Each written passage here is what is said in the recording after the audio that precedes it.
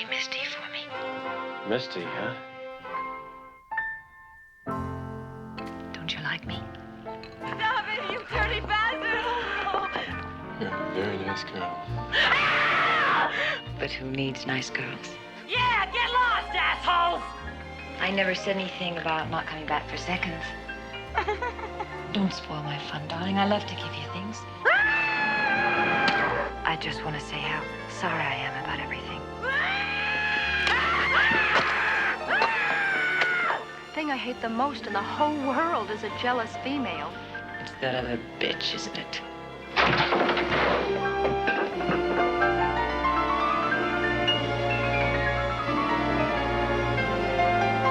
Why didn't you take my call?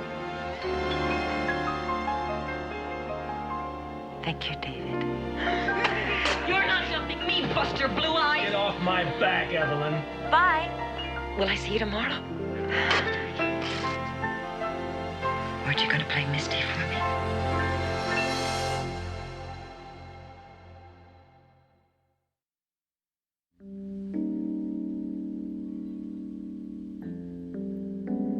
First time I thought about being a director was way after I'd become an actor. I think it was when I was doing Rawhide, and I had had some discussions with the producers at that time to direct an episode or so. That didn't pan out for one reason or another, so I did some second unit stuff and little bits and pieces here and there. I think Don Siegel was probably my biggest sponsor of the idea of directing films.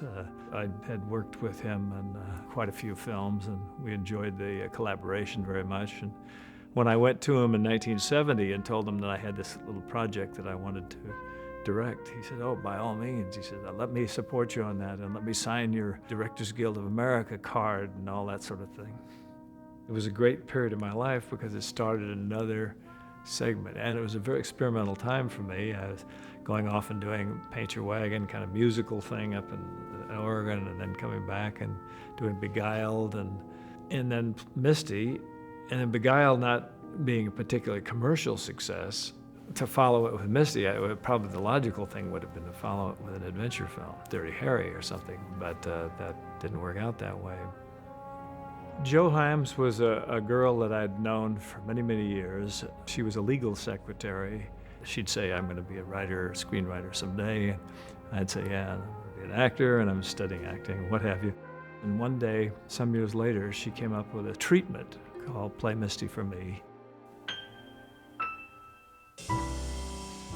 I liked the Alfred Hitchcock kind of thriller aspect, but the main thing I liked about it was beyond that, the story was very real. The story was believable because these kind of commitments or misinterpreting thereof go on all the time. Jo Hyams had a female friend that was very much a stalker type, and she didn't commit homicide or anything like that, but she went around and completely harassed this person that she had knew very slightly. It was a sort of a great statement on stalking. Nobody ever thought much about that in those days, 1970, and that's something I hadn't seen in the suspense films in general. So I optioned the treatment from her and told her that I wanted to get around to it someday. And then later on, I was working on a film in Europe, and Jo called me up and she said, "Clint, if you're not going to do anything with that picture, I've got an opportunity to sell it to Universal, and they're going to offer me pretty good dough, and I really need the money." So because I was occupied at the time, I said, "Well, I can't hold you back from making some good money, so you go ahead and sell it." Clint Eastwood, hero for hire, blazes his way across a land of lust and injustice. Later on, I had a 3-picture deal with Universal and became very tied in with them. So I went to Lou Wasserman and I said, "You've got this little project." And I said, "I want to do it and I'll be in it." And I said, "I'd also like to direct it." And Lou just looked, without missing a beat, looked across the desk and said, "That's fine. That's very good."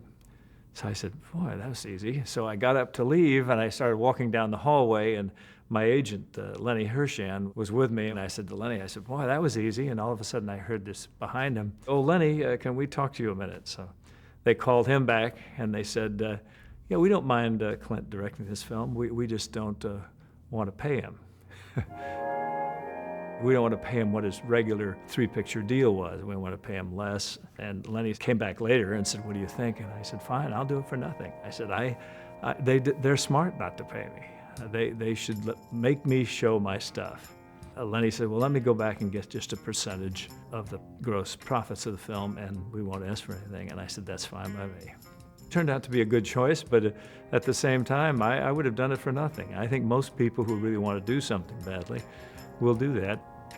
So I think they were saying, we'll let Eastwood go ahead and make this little film, and then he'll come back and he'll do some big adventure for us, and it doesn't matter. And I think they were sort of somewhat placating me at the time. Well, Clint and I had known each other for many years. We had lived in the same apartment complex, and when he was first getting started, we had worked in the same lot here, this lot, Universal International it was called then. We discussed the business back and forth, and we finally used to say, well, maybe someday we can make our own movies. Well, of course, his career took off very quickly, and he approached me one day and said, why don't we get together, you come to work at El Paso. So I did, and I'd been there just a few weeks when he brought me this script. He was shooting Beguiled at the time with Don Siegel. He said, read this, see what you think about it. So I read it, loved it, identified, and he said, I'd like to do this next. And I said to him, you are thinking of directing it, aren't you? And he's kind of a little shy to say yes about it, but I said, no, you've got a handle on it, you know what you're doing, because he had spent all those 7.5 years on Rawhide, not just appearing, doing his part and going home. He had been watching everything that went on the set, been learning the trade from behind the camera. So I thought, this is your chance. Joe Hyams was the one who wrote the original story, and then she and Dean Reisner cooperated on the screenplay. Dean Reisner was a writer I'd worked with before, with Don. I met him through Don. We worked on Coogan's Bluff and a couple projects, and he was very good. He told me the story of Misty, and of course I was thrilled. I was delighted, and he indicated that he'd like me to do it. But he had his definite ideas about the way he wanted to do it. He cleaned up some of the setups at the beginning and sort of keeping the perspective of the part that I was playing of Dave, keeping his outlook, and at the same time not losing the characters of the girls. This particular story, it seemed very true to me. It seemed very real, and I liked that quality that it had. It started off gently, and then it built beautifully, I thought. Play Misty for me. I was looking for somebody who could play this role, who was attractive, but at the same time had a sort of a quirky side to him. And that's Jessica. She's certainly a terrific gal, terrific actress. I had actually just moved to California. I'd done several movies in New York, a lot of television in New York, a lot of theater. I had been in a film Sidney Lumet directed, a wonderful movie called The Group. And she played a gal, and they had all these, a lot of girls, wonderful parts in there for women. But she had a smaller part, but it was very, very effective. He had looked at that film for another actress. There were 8 actresses in that movie. The group was comprised of 8 women, and he had seen me in the movie. There was one scene in there where she's been flirting with the ski instructor, and he finally gets annoyed with it. He slapped her, and the look on her face, I said, it was just something. And I said, yeah, that's the person. And that's the person I want. And I learned a very good lesson, which was never to show the group to anybody, because there were too many good actresses in that movie. But that's how he came to call me. The studio, of course, wanted a name. They wanted Lee Remick and various other people they had mentioned. But when Jessica came in the office, and I just took one look at her, I said, yeah. I said, do you want to do this film? And she says, oh, you bet. And I said, okay. And I was most pleasantly surprised when I met him for the first time, because he was totally un-movie star-like. Anybody who knows him will tell you he's very laid back, very quiet, soft-spoken. I was very impressed with him at the first meeting that I had, which was a long meeting. He was drinking carrot juice. This was before health foods were really popular, you know. I thought, oh my God, you know, and he offered me something. Of course, I politely said, no thanks. But I liked him immediately. You can't not like him. I was looking for somebody who just had that zip, something like the old-time actresses used to have. Any of those actresses that came up in the 40s, they had all that kind of, a lot of them had that kind of edge to them. In 1970, there wasn't a lot of that. We were in an era where women's roles were really secondary to the male leads in the film. Most of them were the girl next door, or kind of very little depth to them. I thought that this is one of the best roles for a woman to be a villain in a film, which wasn't being done at that time.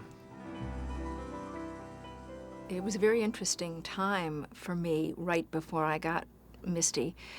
I was doing a soap opera in New York, and I had told them I was leaving. They were trying to get me to sign, and I said, no, I've been there 3 years, it's enough, I really want to go. And I had come out as part of my contract on that to do a nighttime television show, and it was a day in August. I was talking to Burt Reynolds. I said, I'm looking for kind of a girl who's got a certain look, but also has some character. And he said, oh, I just worked with this girl on a television episode. She was really good. About 2 weeks later, got a call from my agent saying, you got a movie. I said, oh, really? How? He said, well, they just want to hire you. It's a movie with Clint Eastwood. Wow. I liked her right away. So she was another one that I made a very quick decision on. Burt Reynolds showed him the dailies. He hired me right from that. I never met him, never read for him, never auditioned, tested nothing.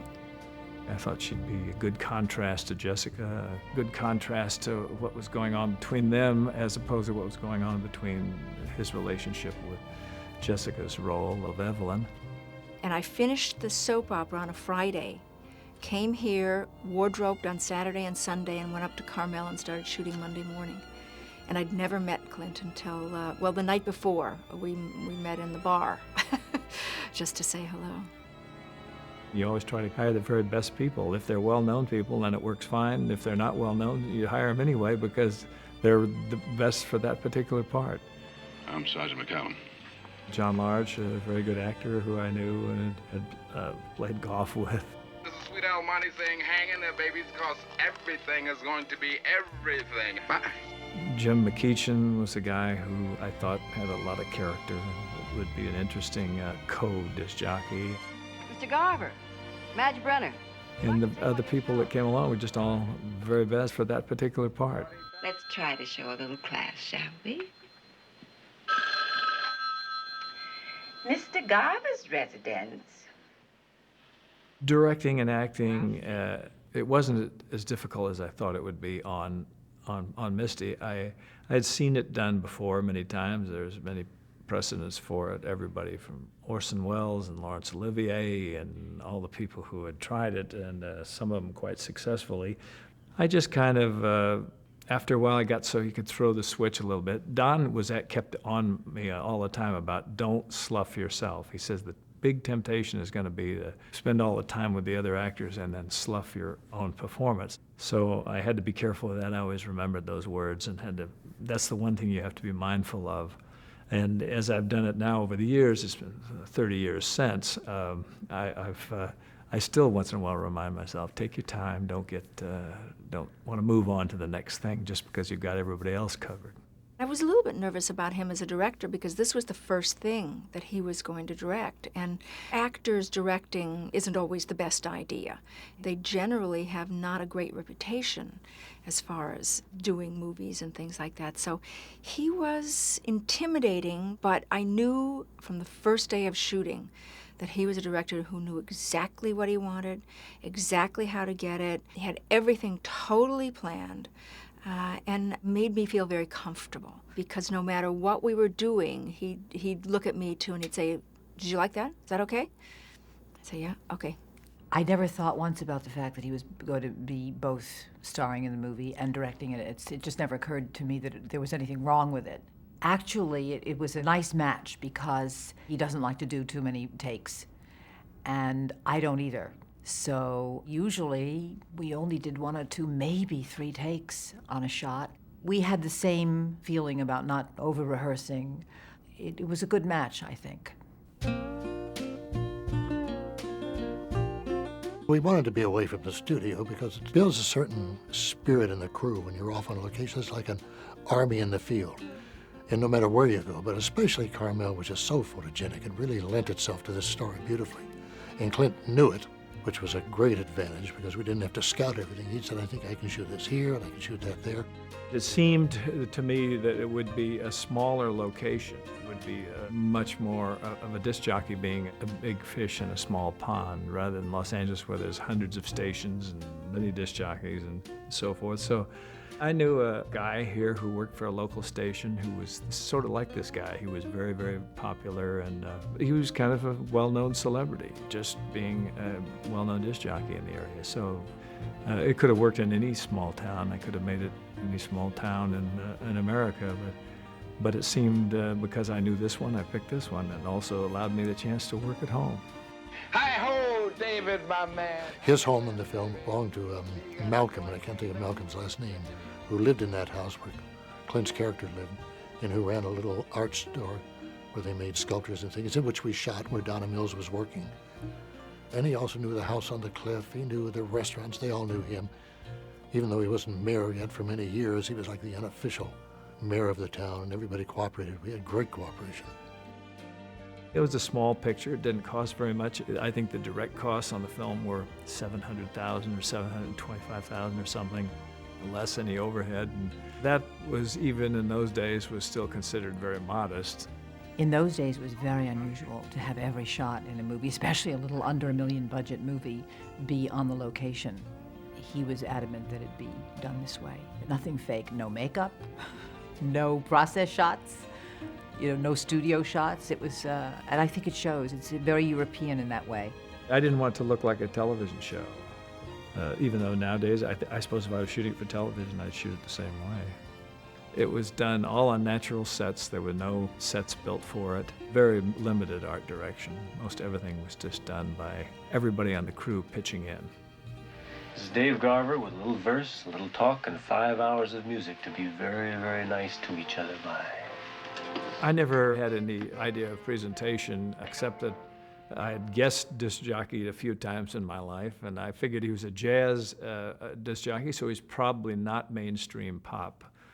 With the AM mania, the real, quit talking like that kind of guy. It was the jazz disc jockeys are more cool, a little more laid back. Johnny Adams, who was a local disc jockey at KRML, the station that we used, he was very quiet talking, very smooth talking, very conversational. KRML, Dave Garver speaking. Hello. Hi, what'll it be? Play Misty for me. Misty, huh? We have that right on the play rack. Play Misty, for me, was the original title, and I always thought it was great because Misty was a classic song.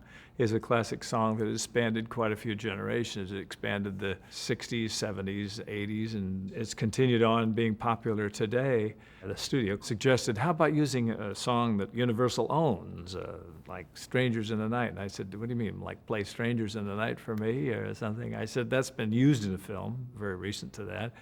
And then they said, well, at the end of Strangers in the Night, he says, Scooby-Dooby-Doo. And he said, well, how about play Scooby-Dooby-Doo for me? And right then I said, this conversation's coming to an end. So we bought the song Misty, which cost $25,000, which is a lot of money then, from Errol Garner. I think it was important to keep a classic song that everybody knew and not to sort of whore out and decide because the studio owned that particular piece was not my idea of something to do.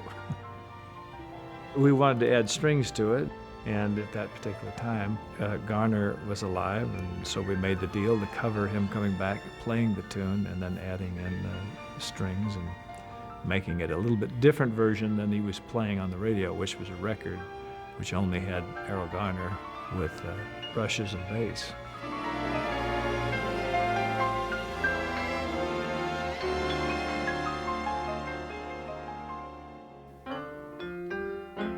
Dee I'd known a long time. He hadn't done a lot of scores to a lot of movies, but he was a band leader in Los Angeles. I needed somebody that was affordable because I was on a very limited budget, and I wanted somebody who was young and energetic and would bring a lot of maybe a newer shot to it rather than using the same people that have been doing these kind of movies over and over.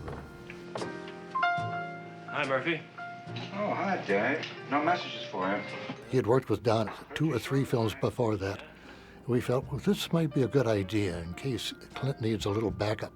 We'll start right off with Don, who's a director, and with Clint, who's going to be a director, and Don, who's going to be an actor, and Clint, who is an actor. Well, turned out there was nothing to worry about at all. Clint just immediately took charge. He thought I was crazy doing it. He says, why aren't you hiring a really good, competent actor? Why do you want to hire me? I said, this will be a great experience for you, Don. You've directed and been on this side of the camera. You've never been on the other side. It'll make you more sympathetic to actors' problems. And also, it gives me an opportunity to have you there. I said, what happens if I fall on my face? I've got you there. And everybody will feel happy about that. And so he came down and did it, and of course he was so nervous he would have been no help to me if I'd asked him any pointers on as a director anyway, because he was so intense about trying to get this role, and he was so worried about every line. Finally, I made him throw away pieces of script and improvise a lot of it. Thanks for the plug. What are friends for? Bartender. Coke? Coming right up. I thought she should look terribly average, in an average mode of dress. In those days, it was, the mini skirts with the boots, little jacket, little blouse, not fancy at all. I think my clothing budget was probably $300 for the whole thing, which would have been $600 in those days, $600. No money was spent on clothing, that's for sure, and none on makeup because Clint doesn't like makeup. He once said, I don't want that shot out of a Canon Universal look, because in those days the makeup was so thick and fake eyelashes, and he really stuck to it. I tried to sneak on makeup and he'd give me one of those looks, so I'd wash it off. One game? Cry Bastion? What else? Okay, Coach. The bartender was based from the bartender that I knew named Murphy. So I thought it'd be fun to play the game that was called Cry Bastion that Murphy used to play. And Cry Bastion was just a fake game. They'd set up a lot of bottle tops on the bar, and they'd yell Cry Bastion and move the bottle tops, and people would watch and say, no, no, no. Alfred's Gambit. Dirty rat. And so we just set it up and played it. And I just told Don, I said, the game doesn't make any sense. It's a ploy to get the interest of somebody who's sitting down the way. So just make it up as you go. And so we kind of made it up. Well, at the beginning, he took his script and he clipped it all. And he had little pieces stuck in various areas so that he thought that he could go read the lines real quick. Cry Bastion. I said, Don, you can't do that. In first place, your eyesight isn't, you're sitting there looking and staring at something that looks kind of odd. I said, just say anything. Nice game. Congratulations. Thank you. What happened? I won. How? When? When you said okay. I ought to be mad. There's a big trap when you play somebody who's crazy, and that's to play them like they're crazy. I played her as if she were the all-American girl next door. It was that simple. I never thought of her as crazy. It's very important that this be a very seemingly normal person, or else there's no fun in discovering, that she's not. The studio suggested, why don't we show her as an escapee from a mental institution or something like that. And I said, well, if you know she's a mental case, then there's no mystery to the story. It would be much more frightening psychologically if you didn't know where this woman was coming from. So we didn't start it off that way, because I think that would have probably given the whole thing away.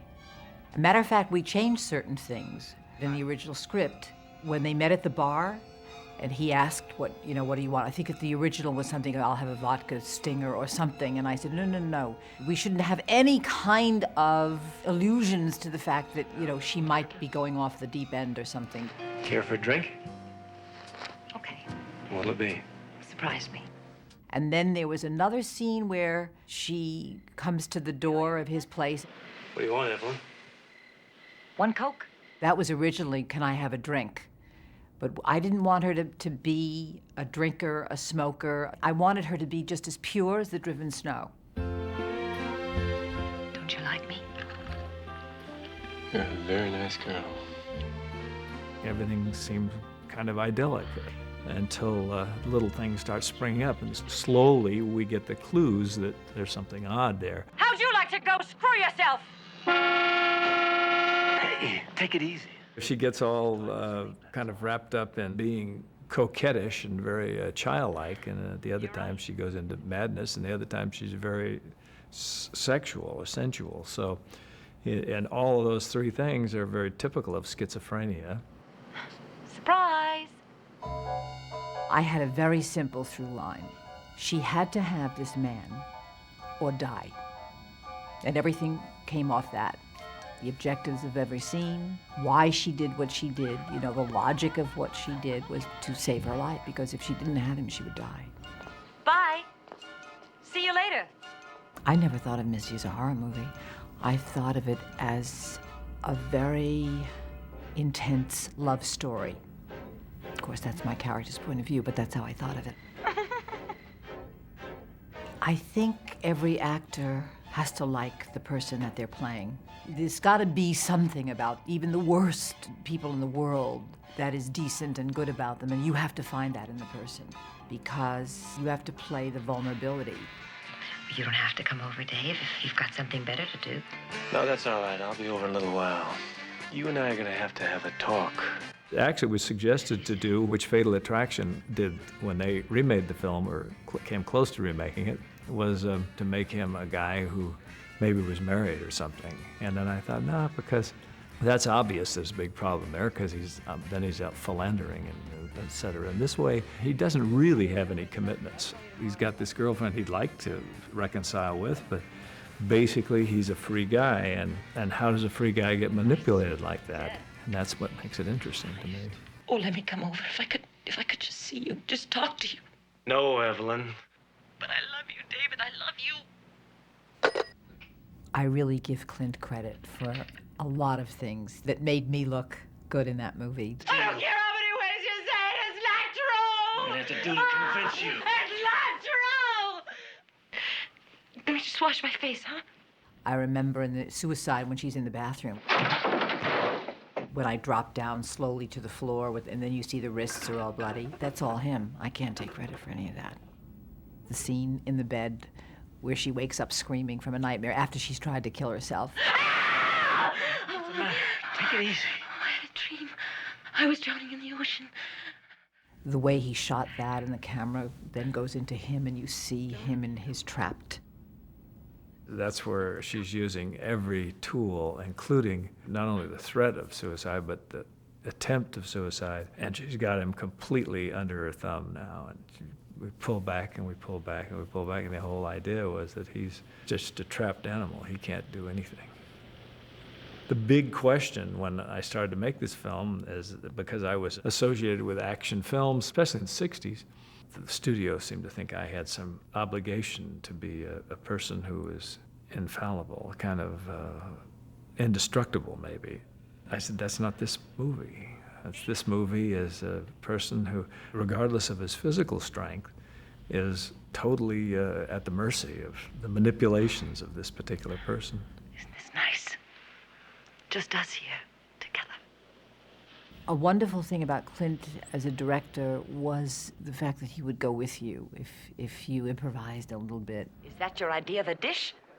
My God, she's a little old for you, isn't she? And I remember in the scene where I find him in the restaurant. She could get laid at a lumber camp! And I scream at her, whatever, and he throws me into a taxi cab. She's nothing! Nothing! We couldn't even loop. We had to do looping on a lot of these scenes. We couldn't loop the scene where I'm hanging out of the taxi screaming, I only did it because I love you, etc., because it was like so crazy. Please, Where to? because I love you. I did it because I love you. Don't you understand? When it came to looping, I said, I don't think I could do that because I couldn't follow. Nobody could follow it. He said, okay, then we won't. You know, that kind of going with the artistic choice rather than the technical. Please. I'm not very happy with you.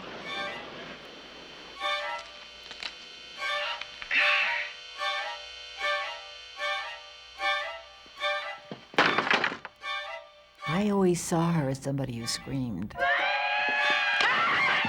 I mean, I've never killed anybody, so I don't know what it must be like. I should think it's a huge release, which includes screaming. We certainly looped a lot of screams into that movie, I can tell you, and I learned how to handle a knife, which I never knew. There's a way Clint taught me, you have to hold it like this, and then twist it so it catches the light. It looks so scary and eerie that way.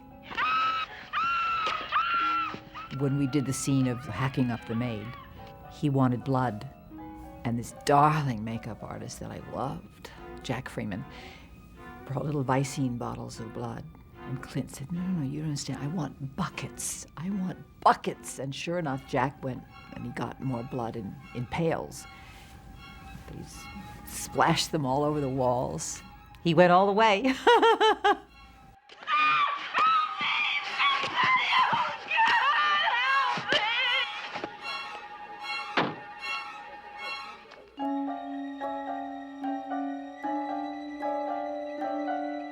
What she really needs is psychiatric help. Really?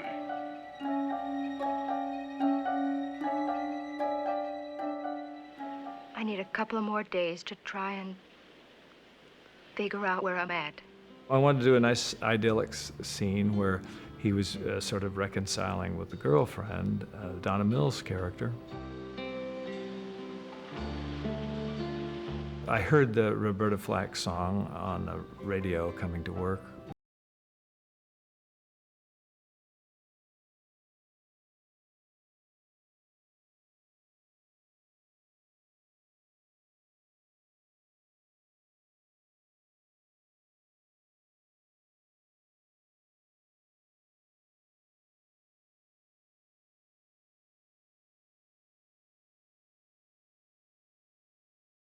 To this song. I just heard it on the radio and I bought it. And he played it for me and I went, oh, wow. I mean, it's the most beautiful song I've ever heard.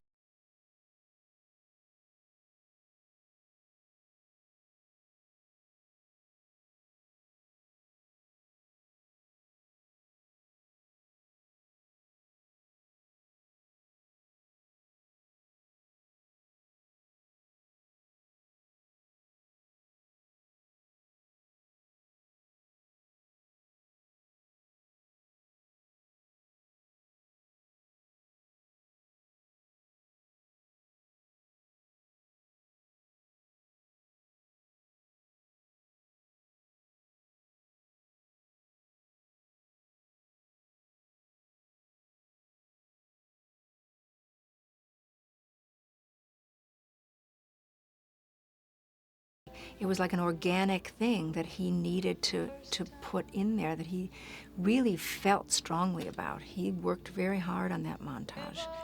And it was, I thought, one of the most beautiful pieces of film I've ever seen. At the time, strangely enough, a lot of people didn't like it. They felt that it was intrusive. Not that they didn't like the sequence, they just felt it kind of came in the middle of the movie and then the movie went on again. But I think Clint really knew what he was doing by putting it there.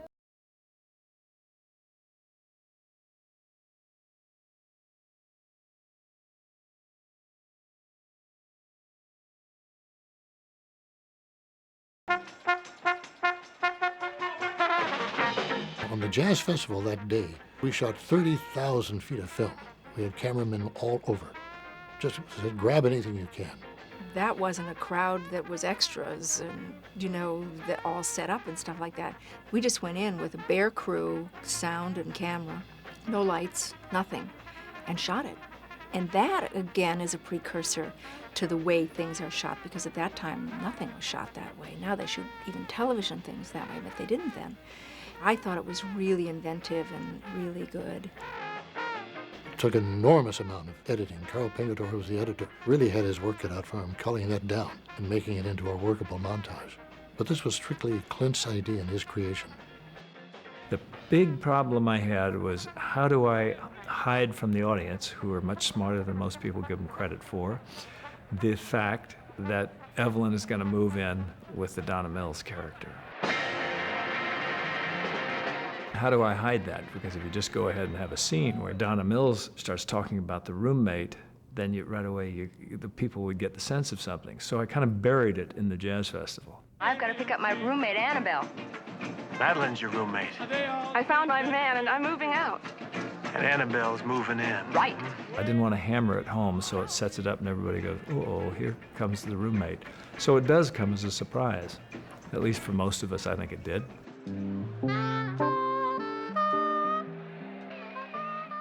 That was the Cannonball Adderley group, and they're making it happen out at the Monterey Jazz Festival. Camera moves are fine, but sometimes stillness can be very effective. I could have come around, I suppose, slid around and pivoting on the blinking phone in the foreground, and right away everybody'd go, oh, hey, the blinking phone, and what have you. But this way, it's just there. Keep it very quiet and calm, and then later on you can move around as things get more radical. Hello? Play Misty for me.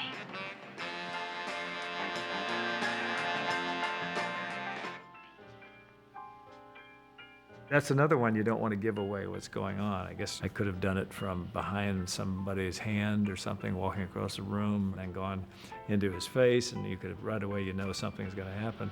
I didn't want that. I just wanted to, sleeping. And then the idea is you don't know whether he's dreaming, and all of a sudden he looks up and bam, she's there. Just hope we're lucky enough to grab her the next time she tries it. Tries what? Kill you. You and I ought to stay away from each other for a couple of days. She's already following you, isn't she? I don't want you to worry about it. I can handle myself. Hey, Annabelle, how's that Now stuff here's coming? something soft. Hope you like cinnamon in yours.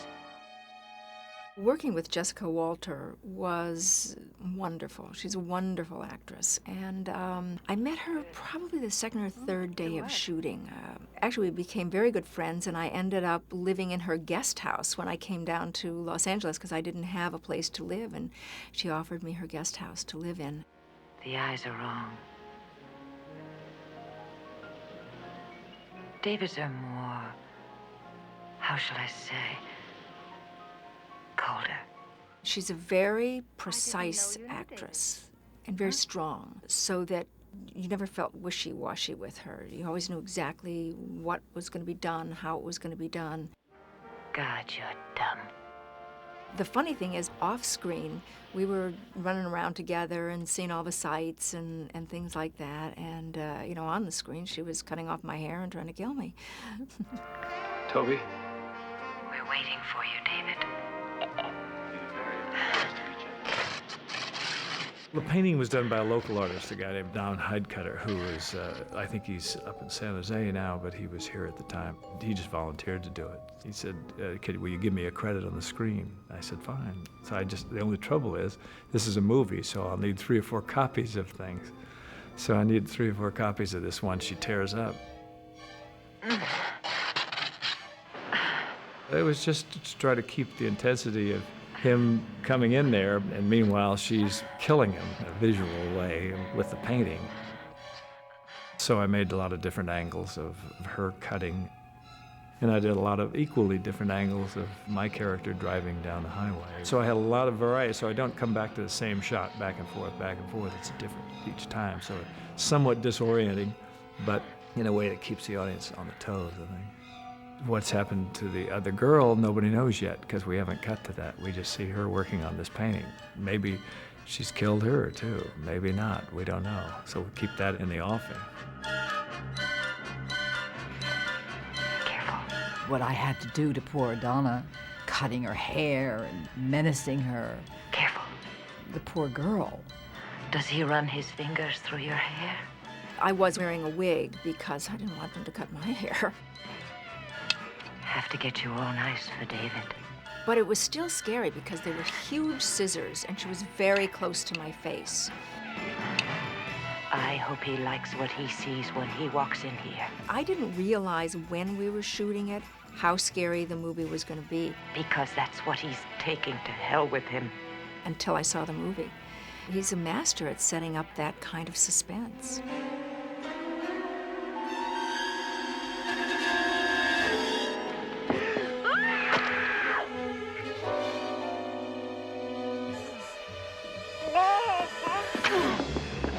I think that was the most exhausting sequence in the movie. Many, many days on that. But of course, when you're acting and you're enjoying what you're doing, you could go on forever. Clint is always prepared. He always knows what's going to happen. It was very carefully blocked, and it was very carefully plotted out. It was tiring, but it's an exhilarating kind of tiring. I like not seeing things specifically, and the night offers you a way to do that. You get little excerpts of things, and you can also use sound effects. And just things like that that puts everybody ill at ease. I was doing much like I do today, just kind of winging a lot of things. I have a definite plan in mind, but at the same token, I'm not adverse to altering that plan or embellishing that plan as I'm filming it. And because I move rather quickly, I get my motor going, and I get also the motor going of all the members of the crew, and everybody starts giving you good input, and good things happen.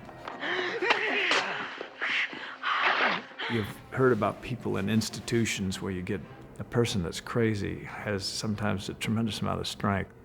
Here's this crazy person who's got a kitchen knife. She's already committed homicide, so she's already gone way over the top, so it's going to be a desperation move. And my character, I wasn't playing a guy who was a particularly violent character like some of the other movies. This is a guy who's a disc jockey. He's never been in a situation like this before. So he's kind of desperate about his girlfriend and is desperate about himself. There was quite a bit of discussion about Clint Eastwood hitting a woman and knocking her through the window. And as Clint said, by that time in the movie, anybody's going to want to jump up and hit her and knock her through the window.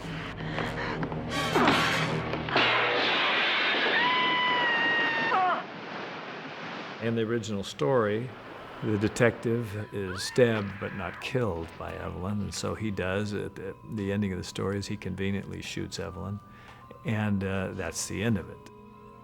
Well, I wanted a little bit bigger thing, so we rented a house that's on a cliff down in the Highlands here, south of Carmel, someplace where it could all go over the top. I thought the cliff and her and the sea and the plan and Misty would be quite dynamic, rather than just have her shot and she's laying on the floor. My stunt double, who was a wonderful stunt lady named Julie Johnson that I had actually worked with before, she took the final punch at the end of the film.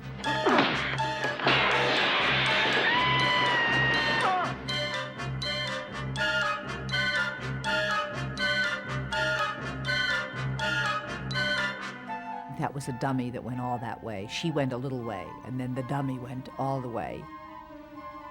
Then when you see Evelyn lying in the water in the Pacific Ocean, 30 degrees, that was me.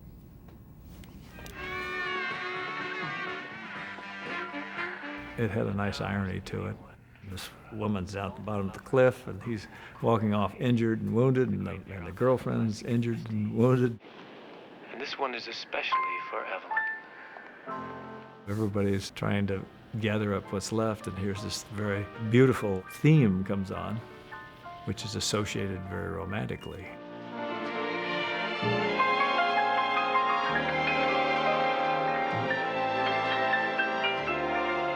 I was petrified going to the first sneak preview. I don't like going to those anyway, so we snuck it in San Jose, and I put on a hat and glasses and disguised myself and a beard or what have you, and went and sat in the audience. And I sat behind all these little teenage girls, and it was going along pretty good, and then the first time there was a sort of a psychotic moment out of Evelyn. These gals jumped right out of their teeth. How'd you like to go screw yourself? So by then I thought, I think we're on the road to something here. John was very proud of it, and he came over, and John Cassavetes, and John liked it a lot too. He thought it was great. He says, there's only one trouble with this movie, and I said, what's that? And he says, it doesn't have Hitchcock name on it. And I said, oh, really? He says, oh, yeah. He says, if his name was on it, people would be giving this all kinds of things. It opened up, among other places, at the Cinerama Dome Theater in Hollywood. And they had a 4-week engagement there. And each week it would do a little bigger business than it had done the week before. But they were obligated by contract for a Christmas movie to come in. And I had gone down to see how the business was doing the first week, and I got to know the manager, and he said, I really don't want to yank it out here, but I have no choice. And sure enough, the next week, the Christmas movie came in. Business dropped off to 1/4 of what it had been with Misty, and he felt very bad about it. He was very down about it because business what it had been. Misty was a big hit. Even though some reviewers liked the film a lot, and a lot of them dismissed it because, as I've always fond of saying, not too many people were sure they were ready to accept me as an actor, much less a director. I remember thinking upon seeing Misty, it was pretty good. I mean, it was really a very stirring, interesting, quirky movie. I mean, the truth of the matter is, as the years have gone on, that movie seems better than it seemed initially, and it's partly because it's such a unique movie. I mean, I guess we're seeing more stalkers in movies in the last decade or two than we did in those days. But there's never been a movie that quite worked that sexual nexus in the same way as Play Misty. But that's no reason we shouldn't sleep together tonight if we feel like it. Well, the first thing I learned on the movie was you never have to worry about Clint as a director. Clint is, in my opinion, the top director in the business today. You hire him, you get the very best direction, you get it on schedule, you get it on budget, and it's highly creative and it's wonderful. He would ask for his people, he trusted their judgment, what do you think of this? Then he would digest it all, but the final decision was always his. He went by his basic instincts. When it was over, I remember the last day, I really shed a few tears, I did. But I remember saying to Clint, he had his little pickup truck, and he drove me back to the motel. And little tears came out. I said, I'm so sorry it's over, because it really was a labor of love on everybody's part. It seems as fresh today as it did then, as scary today, which is really saying something because there have been lots of scary movies. There's been lots of things done with cameras and this and that, and this is pretty basic, but it's real, inventive, and precise storytelling that just makes it grow and then get you. I think it says that that's what lasts. That's what keeps people riveted to their seats. That kind of storytelling, and Clint knows how to do it. Well, I've never done another movie like this one because I've never had another script that seemed to lay out logically. I like doing departures, but at the same token, if I had another script as good as that one that would fit in with me and my present day maturity, I would certainly attempt it. But it was a great time. I haven't seen the picture in many, many years. If I saw it again, I'd probably say, well, I could do this a little different than that. And I'm fond of saying that I probably would really wreck it because whatever my thoughts were at that time were probably the proper ones. If I did it now, I might make it slicker, but it might not have the same energy or something. Misty was very important in my life, and I've directed a lot of films since then. Maybe I wouldn't have done any if I hadn't taken that opportunity at that particular time. We don't have a goddamn thing between us. But I love you! She's already following you, isn't she? Don't leave me! Because this maiden she lived with no other thought than to love and be loved by you.